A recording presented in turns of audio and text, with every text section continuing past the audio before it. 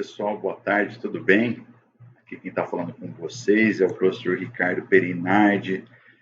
Para quem não me conhece, eu sou procurador da República, eu passei no concurso, no 24º concurso em 2008, então tenho um pouco mais de 10 anos de casa já no Ministério Público Federal, já passei por diversas áreas, né, desde o interior do Amazonas, Manaus, Guarulhos, enfim, voltei para minha cidade, Campinas, no interior de São Paulo, e pude aí ter contato, como eu falei para vocês, com praticamente todas as áreas do Ministério Público Federal.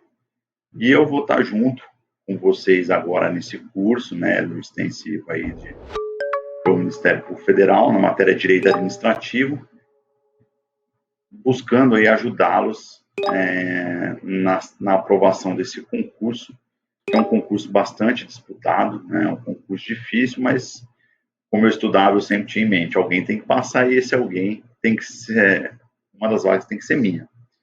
Então, nós vamos aqui abordar alguns pontos. Óbvio que o formato do curso, o seu tamanho não possibilitam aí o esgotamento da matéria de direito administrativo, mas focamos nas matérias que mais vêm, nos temas, né, que mais vêm sendo cobrados nos últimos concursos. Então, serão aulas mais voltadas, mais rápidas, mais dinâmicas, na profundidade aí necessária para o concurso. E, obviamente, eu me coloco à disposição de todos aqueles que tiverem dúvida para eventual esclarecimento, críticas, sugestões. Estamos abertos aí a todos. Espero que todos gostem das nossas aulas. Então, vamos começar. Nosso primeiro tema, pessoal, vai ser processo ou procedimento administrativo, né, previsto aí na Lei 9784 de 1999.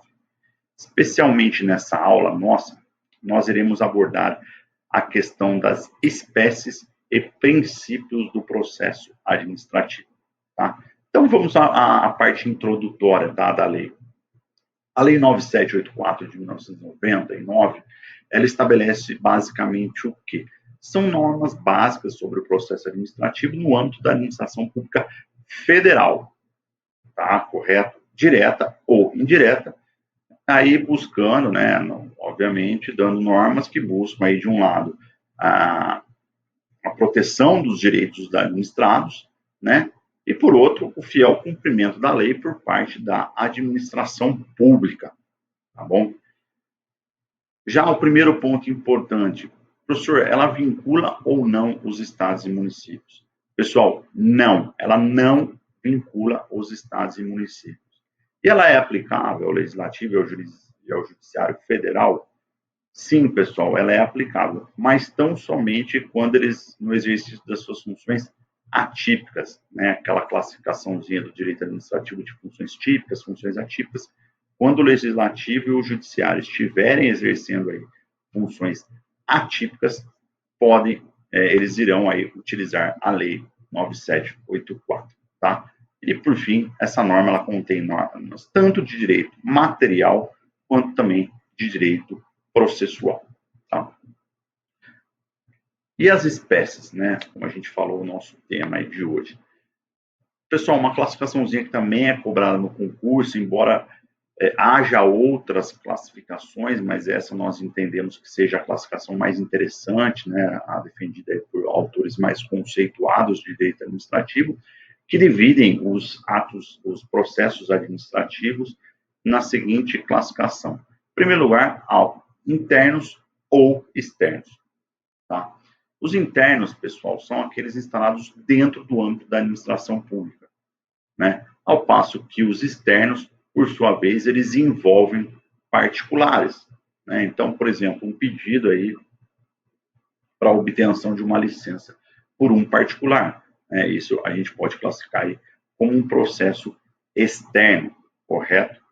Outra subdivisão, processos restritivos e processos ampliativos, né? Restritivos, ou também chamados de ablatórios, tá?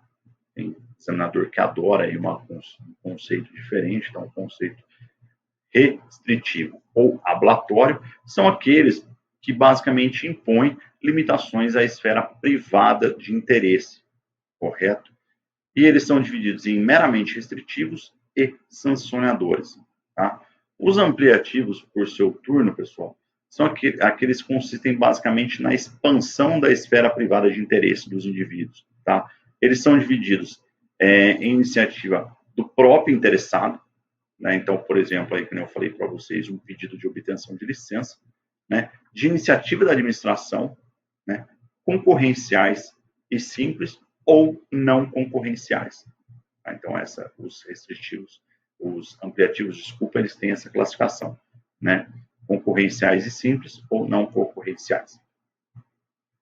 Então, essa é uma divisão, espécie que, por vezes, a gente vê em concurso e é interessante vocês terem a noção. E agora vamos entrar aí num dos pontos mais importantes da lei, tá, pessoal? Uma das partes que mais é cobrada nos concursos, aí, especialmente no concurso do Ministério Federal, que a gente está vendo aqui, que são os princípios regentes do processo administrativo. Bom, vocês podem ter noção que, sendo uma atividade estatal, tá, por óbvio, pessoal, os princípios da administração, eles são regidos por todos aqueles previstos no nosso ordenamento jurídico, sejam eles explícitos, sejam eles implícitos, correto? Então, tem aqueles 5 fundamentais, né, a famosa classificação LIMP, né, que é legalidade, impessoalidade, moralidade, eficiência, né, e publicidade, e tem outros, correto? Então, todos esses princípios, eles se aplicam. Entretanto, como outras leis, né, que a gente sabe que trazem, às vezes, uma aplicação específica, a lei do processo administrativo, né, no seu artigo 2º, ele elenca os princípios que devem nortear o processo administrativo. E isso também é importante saber, tá? Óbvio, como eu falei para vocês, todos se aplicam, mas, eventualmente, se vier perguntando numa prova quais são os princípios que regem o processo administrativo segundo a Lei 9784, vocês têm que saber os princípios previstos no artigo 2º da lei, tá? Que é esse artigo aí que traz elenca esses princípios. E quais são eles? Em primeiro lugar, legalidade, por óbvio, né? O princípio um dos baluartes aí da administração pública. A administração pública, ela só pode fazer aquilo que é previsto na lei, então uma legalidade estrita, tá? Finalidade, correto também um princípio. Motivação, né? Então a finalidade, a administração pública sempre aí tem que buscar o bem comum. A gente falou isso lá atrás, no conceito, lá no início, quando a gente tratou de processo administrativo. A motivação, né, também tem que estar contido aí nos atos administrativos. Razoabilidade, proporcionalidade, né? Então, aí, necessidade, utilidade, né? Tem toda a classificação intrínseca, mas é importante, como eu falei para vocês, saber a existência desses, quais são os que elencam pela lei. Então, a lei traz tanto a razoabilidade quanto a proporcionalidade, correto? Moralidade, né? Um princípio mais amplo aí, ligado ao dever ético, à boa-fé da administração pública. Ampla defesa, né? Principalmente nos processos sancionatórios. Contraditório, tá? Segurança jurídica, correto também, interesse público e eficiência. Tá? Então, como eu falei para vocês, se vier uma pergunta no concurso para elencar os princípios previstos nos processos administrativos previstos na lei, são esses que você deve trazer: legalidade, finalidade, motivação, razoabilidade, proporcionalidade, moralidade, ampla defesa, contraditório, segurança jurídica, interesse público e eficiência. 11 princípios trazidos aí pelo nosso ordenamento jurídico, tá? E aí, dentre esses princípios, o que é importante aí saber, tá, pessoal? Principalmente por uma primeira fase, né? Em primeiro lugar, entendimento jurisprudencial. E qual entendimento jurisprudencial? Principalmente aqueles estampados em súmulas, né? Ou aqueles, obviamente, previstos aí em decisões proferidas com repercussão geral reconhecida. Mas nós temos, especialmente sobre esse tema, 2 súmulas importantes aí, vinculantes do Colendo Supremo Tribunal Federal. A primeira delas é a súmula 5, correto? O que diz a súmula 5 do Supremo Tribunal Federal? A falta de defesa técnica por advogado no processo administrativo disciplinar não ofende a Constituição. A gente vai ver, um dos temas da nossa aula é o processo administrativo disciplinar, mas eu já quis trazer essa súmula por quê? Porque ela tem aí ligação óbvia, direta, com a questão da ampla defesa, né, dos princípios que a gente viu. E por que essa súmula é importante, pessoal? Porque esse entendimento do Supremo ele vai justamente de encontro ao entendimento consolidado no STJ antes, né, obviamente, da edição da súmula, que definia ser indispensável a presença de advogado em todas as fases do procedimento administrativo disciplinar. Isso, inclusive, estava sumulado, né? Era a súmula 343 do Superior Tribunal de Justiça. Então, hoje, a falta de defesa técnica, então, por advogado, não ofende a Constituição Federal. Tá? Então, a presença do advogado não é obrigatória. Tá?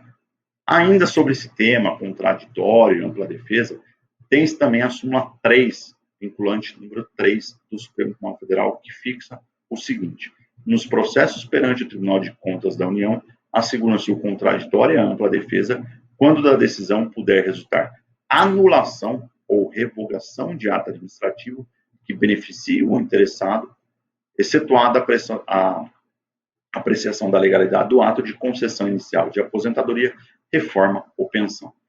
Aqui, pessoal, um mero parênteses para uma dica de estudo, correto? Quando vocês estiverem diante de um texto mais longo, né, por exemplo, nesse caso aí, uma súmula, tentem destacar os pontos mais importantes, tá? Para quê? Para justamente vocês evitarem aí, eventualmente, a gente sabe que são alguns pontos chaves dessa súmula que vão ser cobrados. Então, primeiro, o lugar que deve ocorrer esse processo, Tribunal de Contas da União, né? Quais os princípios? Contraditório e ampla defesa. E o que tem que implicar a decisão? Em anulação ou revogação de ato administrativo que beneficie o interessado. Correto? E as exceções, apreciação da legalidade do ato de concessão inicial de aposentadoria, reforma ou pensão. Né? E por que tem essa exceção na súmula? Né?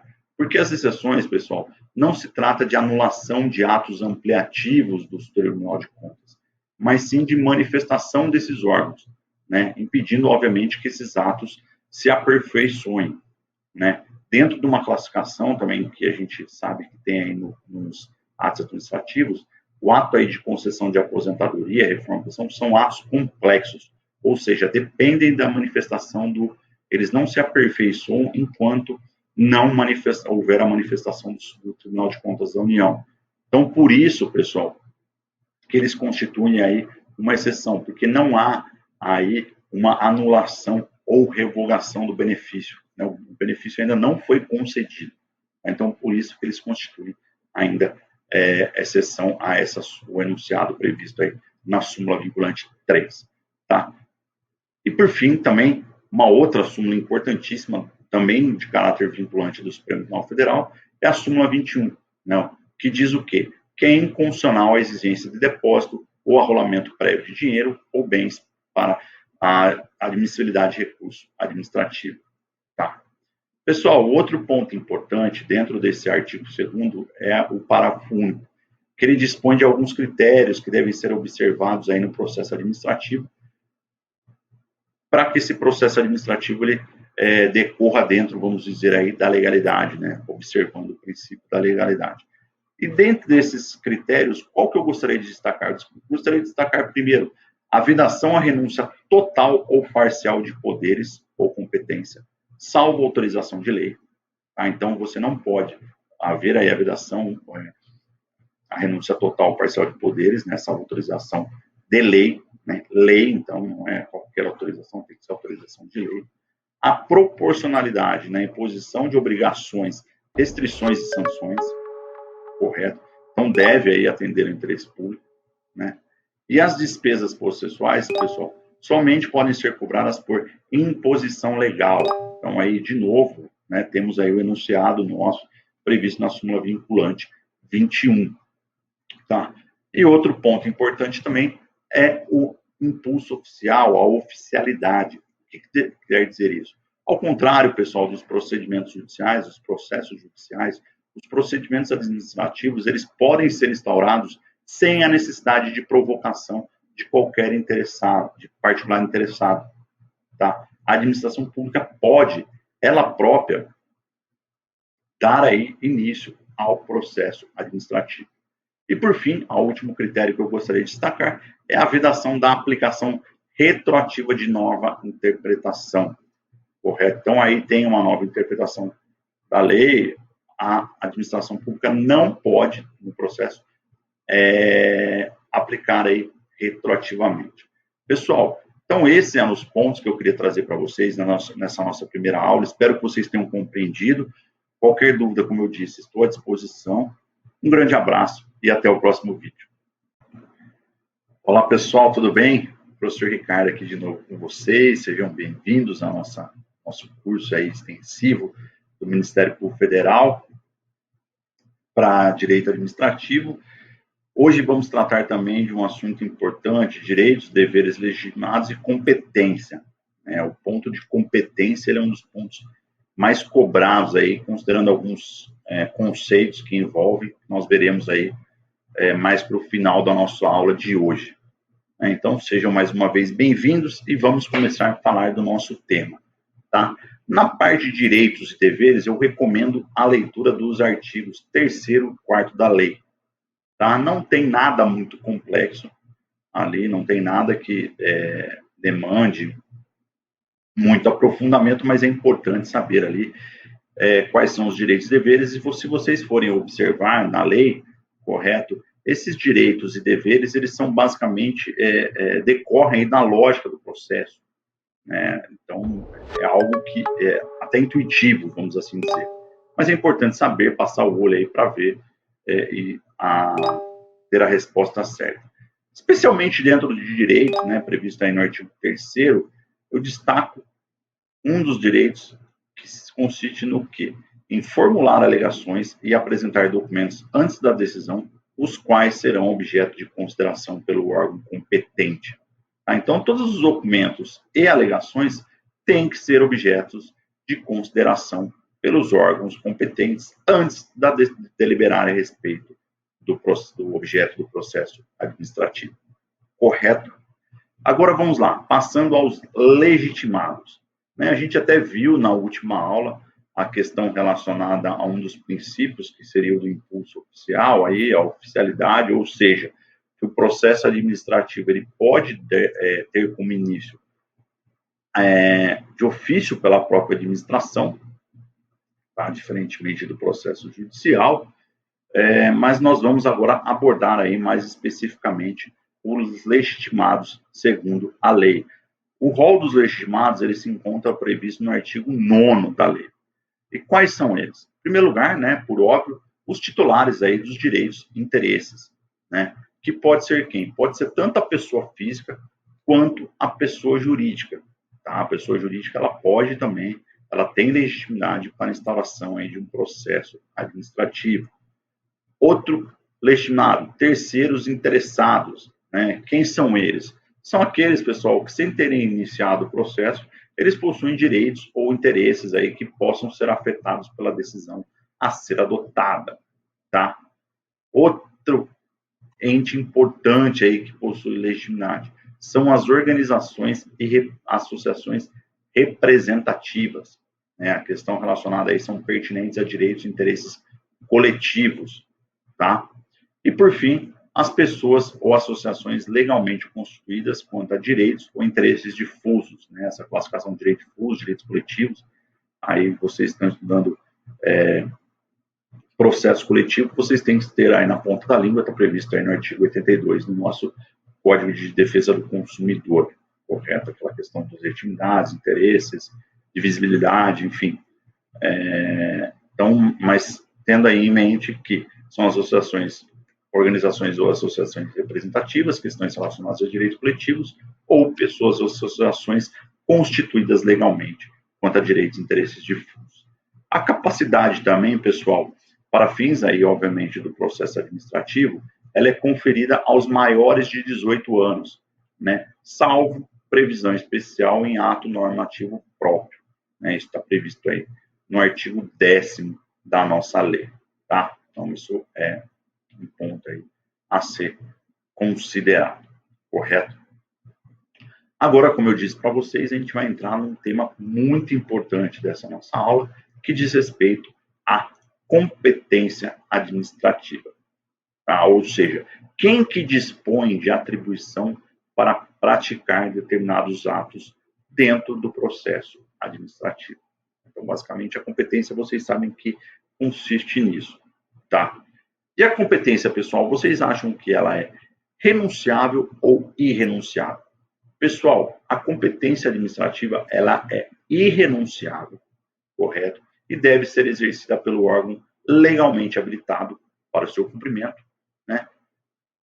Há exceção a isso? Sim, há duas exceções. Delegação ou avocação. Institutos aí também que tem uma incidência grande em prova, né? Nós estamos falando do artigo 11.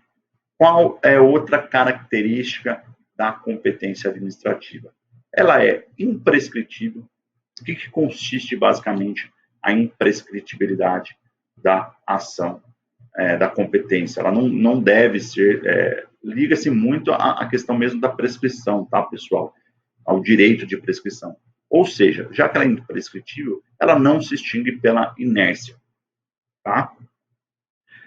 E ela também é insuscetível de prorrogação, né? Ou seja, a competência administrativa ela não se adquire pelo fato de estar sendo exercido sem oposição. Tá? Então, essas basicamente são as três principais características aí que a gente pode falar sobre a competência. Ela é irrenunciável, como eu falei para vocês, né? Exceto nos casos de delegação e avocação, imprescritível e insuscetível de prescrição. Esses três qualidades vocês têm que ter em mente aí quando o tema é processo administrativo, tá bom?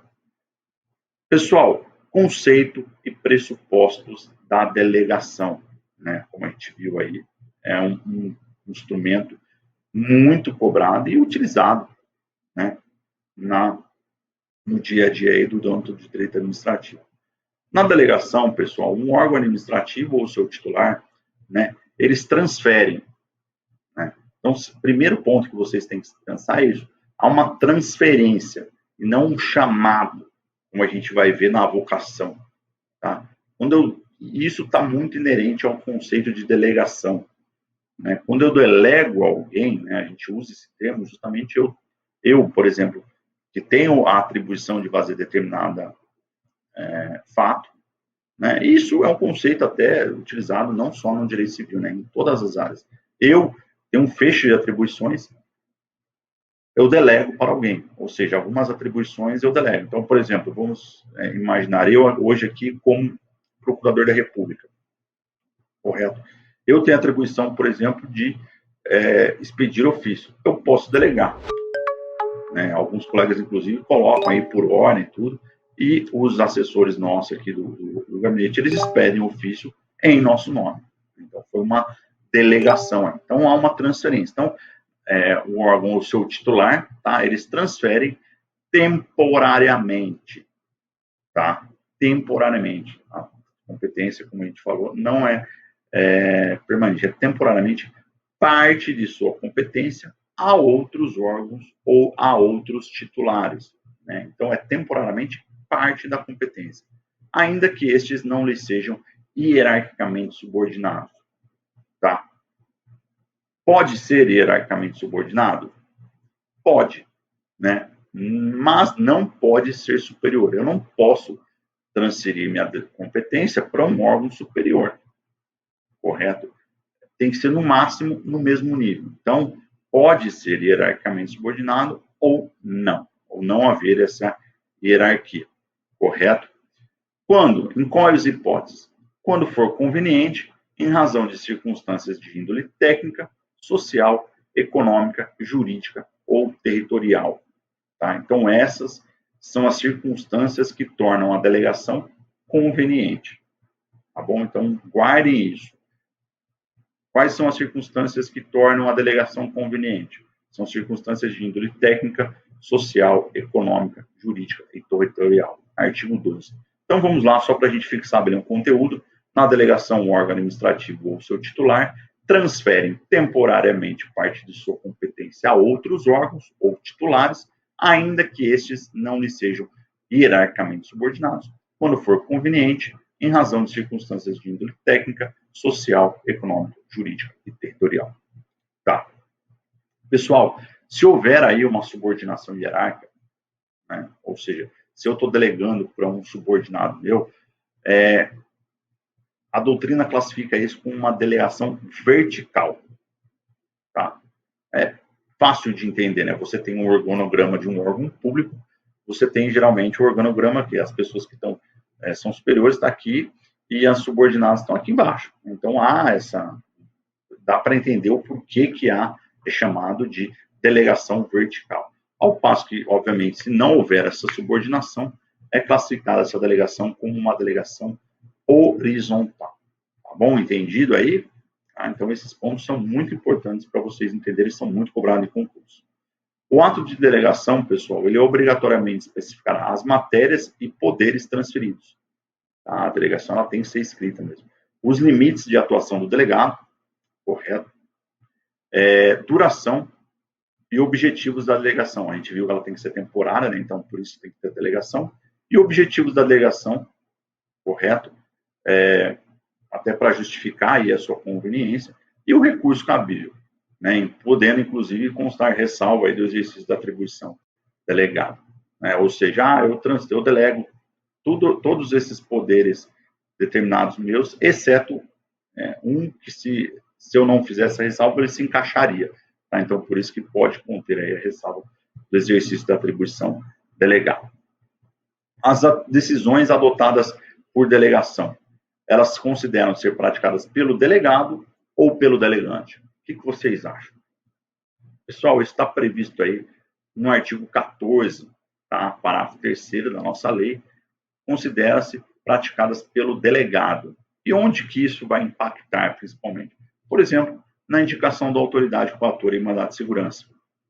Tá? Então, vou entrar com mandado de segurança por uma ordem praticada pelo delegado.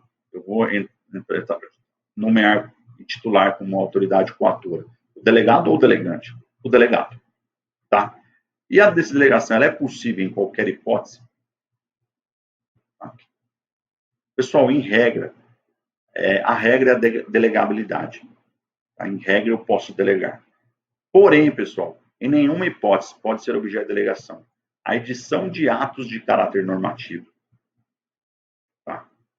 Segunda exceção de indelegabilidade, a decisão de recurso administrativo. Né? E terceira e última hipótese de indelegabilidade, as matérias de competência exclusiva do órgão ou autoridade. Então, atos de caráter normativo, decisão de recurso administrativo e matérias de competência exclusiva são indelegáveis. Tá? Como um bom concurseiro que vocês são, saibam que as exceções também são extremamente cobradas aí na prova. Tá? E a delegação, pessoal, ela é revogável ou irrevogável? E, se for revogável, quem poderá revogá-la? Pessoal, a delegação ela é revogável a qualquer tempo, né? Por vontade unilateral da autoridade delegante. Então, ela se trata do quê? Ela se trata de um ato discricionário. Né? Então, a autoridade delegante ela pode unilateralmente, como a gente viu, revogar a qualquer tempo, mesmo que seja antes aí do tempo determinado inicialmente. Tá? E a avocação, né? Qual o seu conceito e quais são os pressupostos aí da avocação também? Outro instrumento importantíssimo no processo administrativo e na questão de competência. Na avocação, pessoal, o órgão ou seu titular chamam para si. Então, vocês veem aí que não há essa transferência, como a gente viu na questão da delegação. Há um chamamento, né? Em caráter excepcional e temporário, a competência atribuída a um órgão hierarquicamente inferior. Então, vocês veem aí que, ao contrário da delegação, há esse chamamento, e, ao contrário da delegação, tem que haver aí uma subordinação. Mas subordinação de quem? O órgão do qual você avoca tem que ser subordinado a você, hierarquicamente inferior. Então, a avocação, pessoal, ela será sempre vertical, ao contrário da delegação que a gente viu, que pode não haver essa subordinação, então pode ser uma delegação horizontal. Artigo 15, tá? O processo administrativo, pessoal, deverá ser iniciado perante a autoridade de menor grau hierárquico para decidir. Tá? Isso está previsto no artigo 17. E, por fim, para terminar aqui nossa aula, a avocação, ela se sujeita às mesmas restrições que a gente viu aí relacionadas à delegação, né? Como a gente viu que a delegabilidade é a regra, mas tem 3 exceções aí, né? Que a gente viu: decisão de recurso administrativo. Olá, pessoal, tudo bem? Professor Ricardo de novo na área com vocês, dando aí continuidade ao nosso curso aí para o MPF, na Direito Administrativo. Vamos falar hoje do tema forma, tempo e lugar dos atos no processo e também a comunicação nesses atos, né? Então, ou seja, como que se desenvolve os atos, né, dentro do processo, como que são eles comunicados dentro do processo administrativo, tá? Então, pessoal, já vamos começar pela regra geral, é que os atos do processo administrativo não dependem de forma determinada. Então, essa é a regra geral. Os atos são praticados de forma livre, né? Há exceção, professor? Sim, claro, sempre há. A exceção quando? Quando expressamente houver aí uma exigência legal, né? E eles devem ser produzidos como? Por escrito, né? Em vernáculo, ou seja, aí na nossa língua portuguesa. Então não venha querer, a pessoa que lida com direito adora um latim aí, às vezes até algumas palavras em outros idiomas, mas no processo administrativo não, tá? Deve ser praticados os atos em vernáculo, com data e o local de sua realização e a assinatura, obviamente, da autoridade responsável, né? Não pode haver um ato praticado sem assinatura, né? A gente tem que saber que, até como eu falei para vocês na última aula, para se eventualmente houver alguma ilegalidade, precisar socorrer do judiciário na questão relacionada, por exemplo, ao mandado de segurança, vocês saberem contra quem esse ato, esse mandado de segurança, por exemplo, deve ser impetrado, correto? E o reconhecimento de firma, ele é exigido? Ele só é exigido, pessoal, quando houver dúvida da autenticidade, tá? Mas, em regra, não. O reconhecimento de firma, não. E o tempo, né? Quando que os atos devem ser realizados? O tempo dos atos. Os atos, pessoal, do processo administrativo devem ser realizados em dias úteis, correto? Então, basicamente, segunda às sextas-feiras, no horário normal de funcionamento da repartição no qual tramita o processo, né? Então, se a repartição funciona das 8 às 17, esse é o horário normal, aí que o ato deve ser praticado. Óbvio, tá, pessoal, que eventualmente, hoje, com a questão de home office, processo eletrônico, algumas regras estão sendo flexibilizadas. Mas isso é a regra geral que está constante aí da lei, então por isso que a gente está passando para vocês, se eventualmente vocês forem indagados numa primeira fase, saibam exatamente isso, né, que os atos devem ser realizados em dias úteis, né? Eu não posso praticar em sábado, domingo ou feriado, né, e muito menos em horários que a repartição não funciona, então, por exemplo, meia-noite. Geralmente nenhuma repartição pública, com exceção de algumas, vai estar aberta, então esse ato não pode ser praticado, por exemplo, nesse horário, tá? Correto? E qual o prazo para a prática desse ato administrativo? Pessoal, em regra, 5 dias, tá? 5 dias, pessoal, até abrindo um parênteses, 5, eu até brinco com alguns alunos meus, né? O 5, ele é um número cabalístico, vamos assim dizer, dentro do direito administrativo. Por quê? Porque muitos dos prazos praticados, né, são, por exemplo, licitação, tem esse prazo de 5 dias. Tá bom?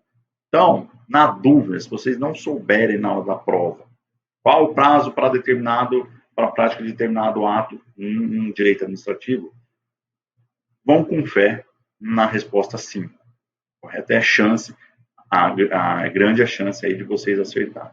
Óbvio que vocês podem errar, mas, como a gente fala, a gente tem que lidar com probabilidades. As probabilidades maiores são aquelas que apontam para que o prazo seja de 5 dias, considerando a gama de atos e prazos que dispõem desse lapso para a sua prática. Em qualquer caso é 5 dias? Sim, a regra geral é 5 dias, né? Salvo o quê? Salvo motivo de força maior, ou, novamente, disposição legal em contrário. Tá? Então, se houver a disposição legal em contrário, o ato ele pode variar. Né? E o lugar, pessoal, onde que o ato administrativo deve ser praticado. Né? Então, a gente viu aí já o tempo, né? A forma, e agora o lugar. Pessoal, os atos administrativos dentro do procedimento administrativo, eles devem ser realizados preferencialmente, tá? Na sede do órgão competente, obviamente, cientificando aí o interessado se outro for o local de sua realização. Tá? Então, esses atos devem ser praticados onde? Então, no horário, na sede aí da repartição, onde está correndo, né, o órgão competente da prática desse processo administrativo, salvo, né, como eu falei para vocês, se não for esse lugar, o interessado ele tem que ser cientificado aí das práticas desse ato. Tá? O órgão competente, pessoal, ele vai agora à comunicação, né, entrando também num tema importante de comunicação, que a gente viu que os princípios que regem o processo administrativo, contraditório, ampla defesa, então, para que o contraditório ele seja exercido da sua forma correta, o interessado ele tem que ser cientificado aí dos atos praticados. Né? Então, a gente sabe aquele conceito clássico de contraditório, que é ciência do interessado, né, que se aplica tanto ao processo civil, processo penal e ao processo administrativo. Né? O contraditório ele só é efetivo na medida em que você cientifica o interessado. Né? Então, o órgão competente ele promoverá a intimação do interessado para a ciência da decisão ou a efetivação de diligências. Né? E o que deve conter essa intimação? Né? Não basta só chegar uma cartinha lá falando que intimando o interessado sem qualquer outra informação. Em primeiro lugar, obviamente, né, questão lógica também, a identificação do intimado e o nome do órgão, né, ou entidade administrativa, né, o interessado saber.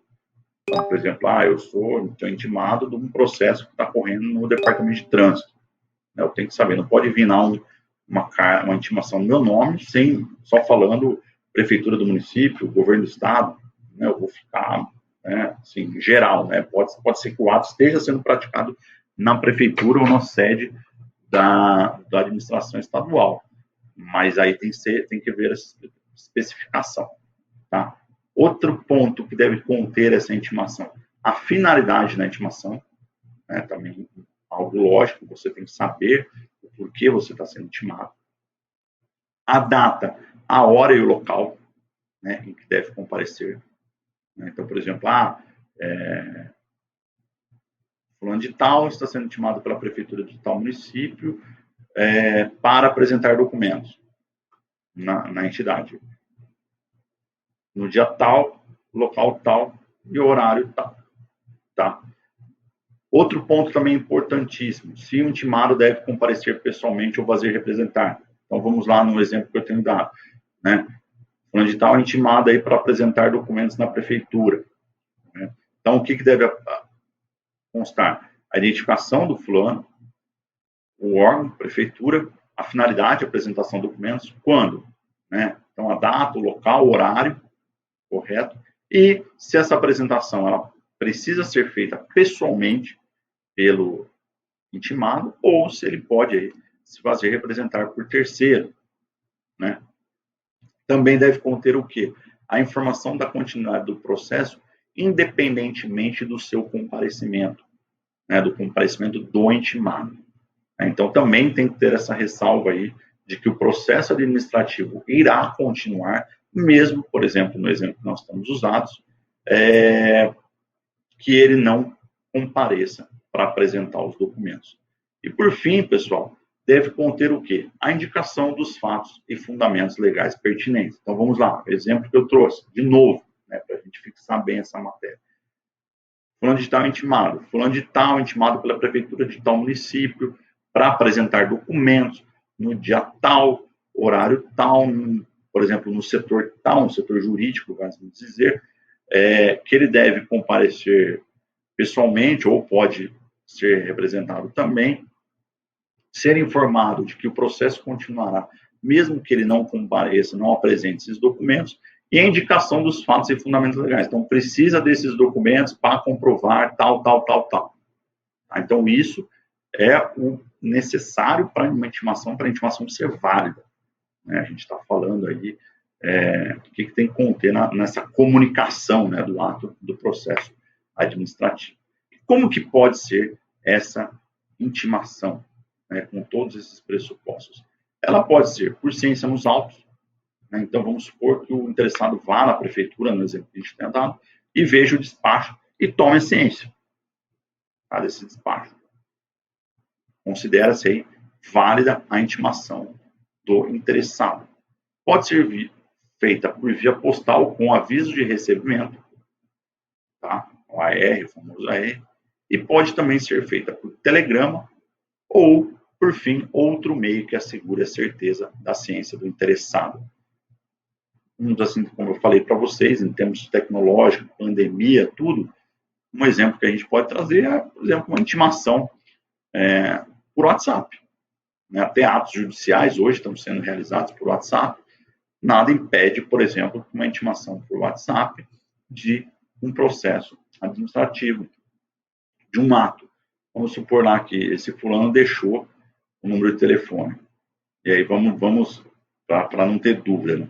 Então, a prefeitura ela expede toda a documentação, uma intimação, falando, nomeando, falando quem é, falando a finalidade da intimação, a data e horário do qual ele tem para apresentar os documentos, que ele deve comparecer pessoalmente ou mediante representação, que o processo irá continuar, mesmo que ele não apresente esses documentos, e a indicação dos fatos.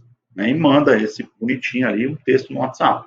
A pessoa pega e responde, correto, vou comparecer, ou, enfim, dando a ciência, tá? Demonstrando que ele teve ciência inequívoca do ato. Cuidado, né? Porque é interessante, quando a gente usa alguns meios que não estejam na lei, você tem que garantir a ciência. Né? Não é, por exemplo, que deu 2 risquinhos ali, azuis, que a gente pode ter certeza de que ele foi, porque pode ser que não tenha sido ele que viu, né, ou abriu acidentalmente. Então é importante garantir pelo menos uma ciência inequívoca, vamos assim dizer. Mas é óbvio, caso para caso, mas para evitar qualquer tipo de nulidade justamente por ofensa ao princípio do contraditório. E o nosso último ponto, aqui que nós vamos abordar com vocês, é que no processo administrativo, pessoal, não há os efeitos típicos da revelia, né, como a gente sabe que tem aí no processo civil, tá? Então, qual que é a principal implicação disso no processo administrativo? Que o desatendimento da intimação não implica, né, o reconhecimento da verdade dos fatos. Correto? No processo civil a gente sabe que sim, né? Se aí a pessoa não contesta, mesmo que ela apresente a contestação, mas a contestação dela seja uma contestação parcial, os pontos que ela não contestou, admite-se aí, né? Tem algumas exceções que não cabe a gente aqui nesse curso ficar discorrendo sobre isso, mas em regra os fatos não impugnados, eles vão ser considerados verdadeiros. No processo administrativo, isso não tem aplicação, correto? Então, isso é importante. Então, se vier uma pergunta, no processo administrativo, há os efeitos típicos da revelia, ou se o interessado não atende à intimação, há os efeitos da revelia, há o reconhecimento da verdade dos fatos? Não, tá? Não há esse reconhecimento. Bom, pessoal, esses eram os pontos que eu queria trazer para vocês hoje nesse tema. Espero que todos tenham compreendido. Ficamos aí à disposição e até a próxima aula. Um grande abraço e até. Olá, pessoal, tudo bem? Professor Ricardo de novo com vocês aqui, dando continuidade ao nosso curso extensivo para o Ministério Público Federal, matéria de Direito Administrativo, e vamos continuar aí seguindo nos pontos relacionados ao processo administrativo, né? Hoje nós ingressaremos basicamente nas fases do processo, ou seja, como que o processo se desenrola até a decisão final. Então, para dar início à nossa aula, vamos lá. Como vocês sabem, esse procedimento ele se aplica a todos os processos no âmbito federal, né? Caso, novamente, haja aí uma lei específica, o procedimento ele se aplica de forma subsidiária, né? Nós temos isso, por exemplo, no caso do CPC, que ele tem uma aplicação subsidiária aí, em várias ocasiões, né? Então, o procedimento ele estará instaurado mediante portaria do órgão responsável. Como nós já vimos, né, a instauração ela pode ocorrer tanto por provocação do interessado ou de ofício, né, um famoso impulso oficial, decorrência aí do próprio princípio da autotutela que rege a administração pública. Né?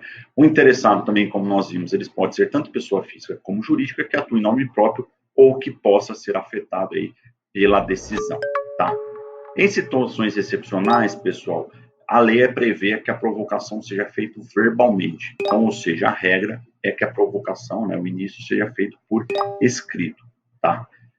Ainda em decorrência desse princípio da oficialidade, a produção de provas, né, no processo administrativo, ela pode ser feita tanto pelo interessado, né, como nós vimos, como pela própria administração pública, né? Então, dessa forma, né, como corolário lógico aí do princípio do impulso oficial, o poder público ele pode realizar todas as provas necessárias à correta elucidação dos fatos, né, de ofício. Então, ele pode produzir provas documentais, provas periciais, provas testemunhais, né? E, obviamente, por imperativo constitucional, não se admite as provas ilícitas, né? Então, essas não são admitidas no processo administrativo. Porém, né, e o ônus da prova, como que ele é dividido? A gente tem aí um impulso oficial, então cabe à administração provar? Não, pessoal. O ônus da prova, embora haja esse princípio da oficialidade, o ônus da prova ele é distribuído entre as partes do processo, né? Então, o que significa isso? Que cabe aí ao interessado demonstrar todos os fatos por ele alegados, né? À exceção daqueles cuja prova, obviamente, se encontra em poder da administração pública, correto? Vamos supor aí um documento, um processo que transcorra numa prefeitura do município, determinado documento se encontre nessa prefeitura, numa repartição dessa prefeitura. Caberá aí à administração pública demonstrar aí esse fato, embora o fato tenha sido alegado, por exemplo, pelo interessado, tá? Também outro ponto importante, né, que cai bastante em prova, diz respeito à consulta pública, né? A consulta pública, pessoal, ela pode ser aberta, né, em determinados casos, para manifestação de terceiros, quando a matéria for de interesse geral, tá? Isso também já foi pergunta de prova. É importante destacar que o mero comparecimento, né, na consulta pública não confere, né, o seu comparecimento não confere por si só a condição, obviamente, de interessado do processo, né? Até por uma questão lógica, tá? Senão o processo ele poderia se tornar algo realmente infindável diante dos inúmeros interessados que poderiam surgir aí ao longo dessa consulta pública, né? Mas, embora não haja essa condição interessada, a administração deverá fornecer a resposta fundamentadamente, tá? Outro também instrumento de participação aí no processo diz respeito à audiência pública, né, quando houver a relevância na questão discutida. Isso a gente vê muito, inclusive em procedimentos do próprio Ministério Público Federal. Eu mesmo já participei, já convoquei audiências públicas, correto, quando você, no caso específico, era uma questão relacionada ao ingresso de haitianos, quando eu me encontrava lotado no interior do Amazonas. Foi aí realizada uma audiência pública, foram convidados várias entidades, pessoas físicas também, né, por exemplo, os próprios interessados. Então, houve essa participação em massa na audiência pública. Então, é um instrumento que também é cobrado justamente porque pode ser usado, né? A previsão dele está nos artigos 32 a 34 da nossa lei aí do processo administrativo federal, tá? O interessado, pessoal, ele poderá aí, na fase instrutória, né, ou seja, no curso da produção de provas, né, antes de proferir a decisão do processo, ele poderá juntar tanto documentos quanto pareceres, né? Então, a gente vê aí, por exemplo, fulano de tal é parecerista, tudo. Esse é um ponto que, às vezes, a pessoa pode apresentar esses pareceres, né? Você pega advogados renomados para dizerem, discutirem, falarem a conclusão, apresentarem uma argumentação que comprova o interesse da pessoa aí que o contratou, né? Então, esses pareceres são juntados, né? E as provas apresentadas pelo interessado, ele pode juntar qualquer uma. A gente viu, por óbvio, que não é possível, né, por imperativo aí constitucional, a juntada de provas ilícitas, né? Mas outras provas podem ser inadmitidas, né, pela administração pública. O que vocês acham? Pessoal, podem, né? Mediante decisão fundamentada, a administração pública pode recusar as provas apresentadas pelo interessado, não só provas ilícitas. Quais? Quando as provas são impertinentes, desnecessárias ou protelatórias. Tá? Isso, inclusive, também é utilizado em processo judicial, mas no processo administrativo cabe. Por exemplo, uma prova impertinente. É uma prova que não tem nada a ver com o fato, né? Do mesmo jeito, uma prova desnecessária, vamos supor que o fato já esteja demonstrado, a própria administração pública já reconheceu, por exemplo, é uma prova desnecessária, correto? Então, até se atentem a isso.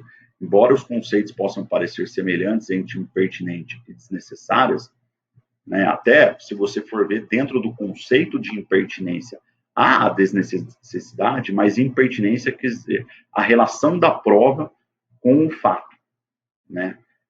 Desnecessária tem relação com, basicamente, se a questão já está ou não devidamente comprovada ou afastada, tá? Ou provas protelatórias, né? Também podem aí ser afastadas pela administração pública mediante decisão fundamentada, tá? E na hipótese em que a prova estiver em poder de terceiros, como que se deve proceder?